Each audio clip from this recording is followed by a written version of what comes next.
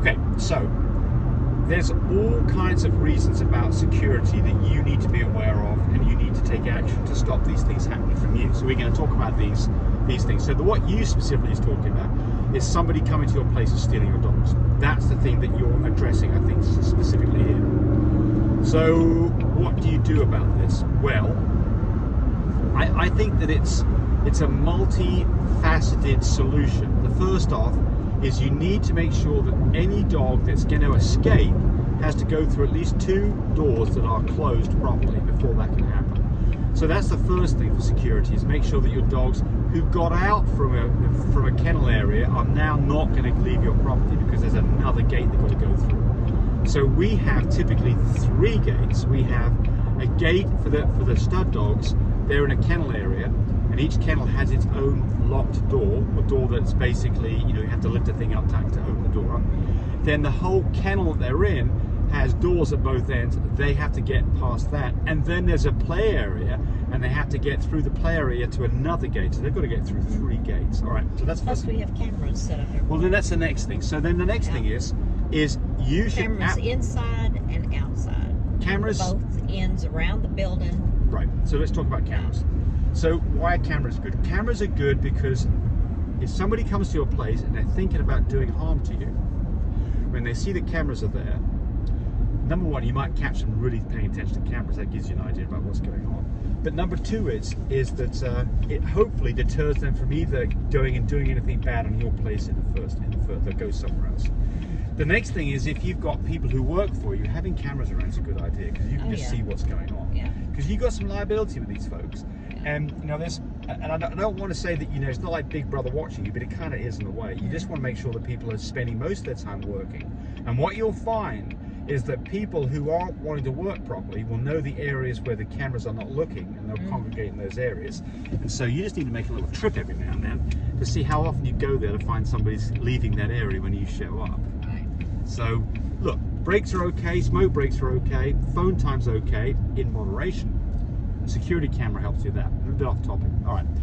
So then the problem with the security camera is, once somebody has stolen property from you, the camera is not very useful unless you've got cameras that can detect, out on the roadway where you can see tags. And tags are hard to read, but it's not impossible. Not anymore, I think, with these.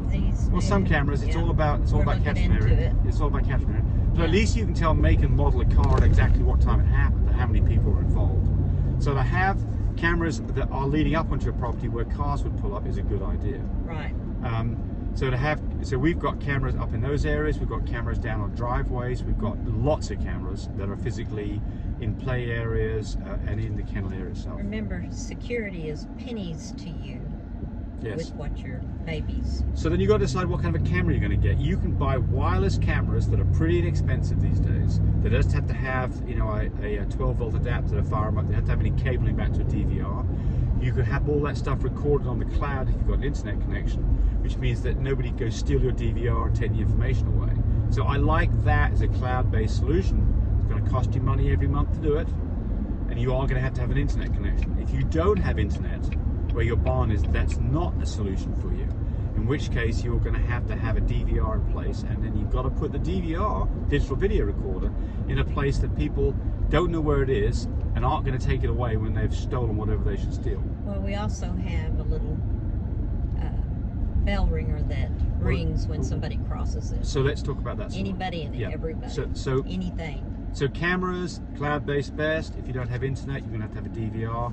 You want to put that DVR in a place that people can't find it. Kind of things that I've done before is to put it inside a cardboard box with other cardboard boxes and write in it old tax records or something that's of no interest to somebody at all. It's kind of like that teddy bear sitting on the dresser with a camera. Yeah. So you don't want somebody sitting on your box. That's it. So then what else can you do? Well, you should have a security system. You need to know when somebody has opened a door up when they shouldn't have done. So I am now selling, and I don't have it quite ready yet, but I've got a really encompassing security system that does this stuff.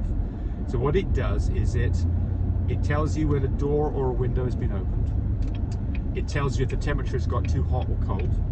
It tells you if your swamp cooler is run out of water. It tells you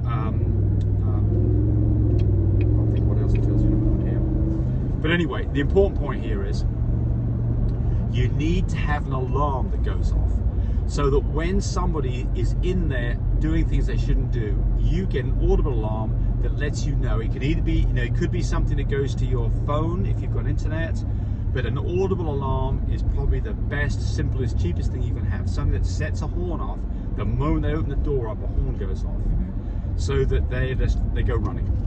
So nobody's typically going to hang around if they think that they have been busted.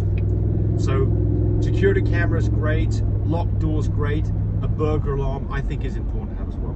All right, so that pretty much takes care of the security side of this. So now let's talk about a little bit about scams. So the next thing is you've got to be careful when somebody, if they're coming to your property.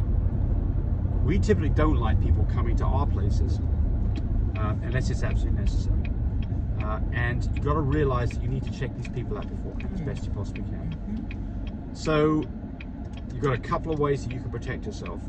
The location you meet. If you're going to be selling a puppy, why not meet them at a police station? So you're in a place that's safe. If you're buying a puppy, the same thing. If you can meet in a busy, crowded place, it's better. Also, like Walmart, they have security cameras all over the parking lot, so that's a pretty safe idea too. Exactly. So to meet at the front doors of Walmart's a good place to meet because nobody's going to try and pull a fast one, stick a gun in your face there, right? That's a good one. All right, I was going to say something else now. Well, while you're saying that, back to us selling puppies, we've got just a couple of them left. I think Chanel's got a couple of them left, and so our loss is your gain. So give us a call, find out what the prices are now, and we will love to visit with you and FaceTime with you to see these babies kind of like in person on the phone. And remember, our loss is your gain. 580-799-1910. How did you find your spot? Yes, so on the security thing on scams, there's a couple of things that you can have that will deter people. A gun is one thing. I'm not really hot on guns because guns can get used the wrong way. Something I much prefer on a gun is some wasp spray. Ooh, the best wasp spray, hornet and wasp spray, is by Raid. Okay. It shoots a long stream and it works every time, but you got to remember, take that little safety thing off the front of that in that little spray cap area, and seems to be the best one out there because I mean it'll shoot long and far, and you spray that at somebody's face, they're not coming for you. Yeah. And here's the great thing about wasp spray: if you use the wasp spray at the wrong time, nobody died. Nobody went to hospital. Remember too to spray not against the wind because it's coming back at you, but it's such a forceful spray that it'd have to be pretty high winds. Well, you may not have a choice on that either, but I mean, you just got to. Yeah. But you know, be careful about the wind. But the whole thing about the wasp spray is just try not to put yourself in that situation. Think of the what if. I think it's a good idea to have some kind of spray in your car, especially for women. Especially for women. Yeah. To have, you can either go get these pepper sprays. I like the wasp spray because it's dirt cheap and it'll go 30 foot. Kind of like me, I pack. Yeah. I'm packing. Nobody's got a concealed weapon, concealed carry license. Yeah, in Oklahoma we can do that. Yeah. But again, there's too much historical evidence that shows that people have guns, use guns incorrectly, get them used on themselves. The wasp spray, nobody's going to do something that's an absolute disaster with the wasp spray, but you will deter. If you spray me in the face with the wasp spray, there's no way I'm going to do anything but try to get that crap out of my face. Yeah. And you can spray them and say running away the back of their head. Try not to put yourself in that situation. Think of the what ifs when you step out of that house. Encourage me to do more of these videos, but do remember, disclaimer here: I am not a vet. I'm not a licensed medical professional. I'm purely a person who's been breeding dogs for the last couple of decades. Any information that you got from this video, use at your own risk. There's nothing implied here, and certainly this should not be used as a substitute for advice from your veterinarian or your medical professional. I hope you enjoyed the video. Come back for more of them. Frisky now. Come on up here, dog.